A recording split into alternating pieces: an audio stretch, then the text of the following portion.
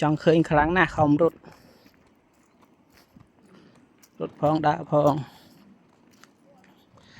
បងប្អូននេះមកថតទស្សនភាពនៅស្ពានមេទឹក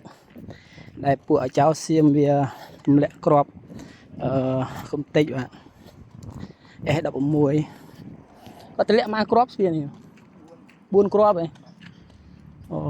ទម្លាក់4គ្រាប់បងប្អូនធ្វើឲ្យខ្ទេចខ្ទីស្ពានមេទឹកអស់លេងបាទជាទ្រព្យសម្បត្តិរបស់រដ្ឋយើងពួកនេះវាមិនត្រឹមតែលួចទឹកដីទេលួចទាំងទ្រព្យសម្បត្តិរដ្ឋទម្លាក់ឯកំតិចកំទីចោលទៀត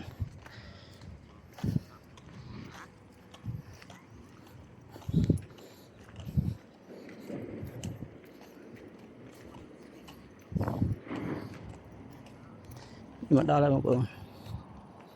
ស្ពានមេទឹកត្រូវបានសៀមទម្លាក់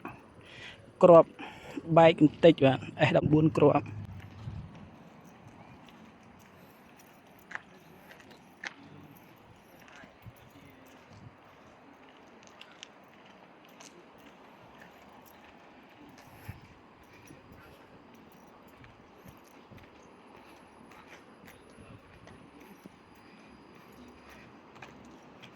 ពិតជាជនជាតិមួយដល់ចង្រៃមែនវាលួចទឹកដីយើងមិនអស់ចិត្តហើយវាថែមទាំងកំតិចស្ពានរបស់យើងទៀតវាធ្វើឲ្យជាពលរដ្ឋយើងពិបាកក្នុងការធ្វើដំណើរស្ពានដ៏ស្រស់ស្អាតឥឡូវត្រូវបានមានកំតិចចោលបងប្អូន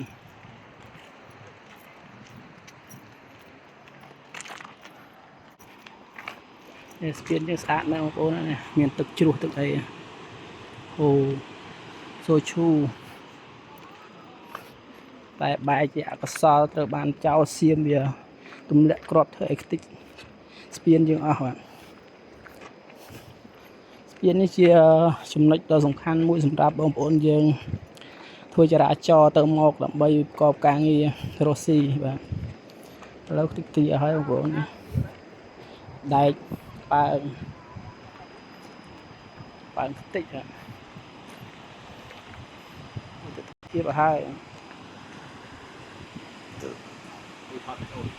វីដេអូចាំដាក់បោះតិចបងប្អូនតិច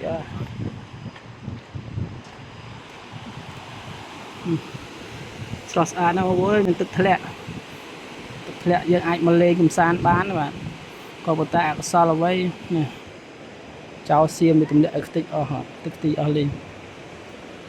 នោះក៏ដៃប៉ើងផ្នែកប៉ើងទៅដល់នោះធម្មតាមែនបងប្អូនព្រោះអស់នេះចង្រៃណា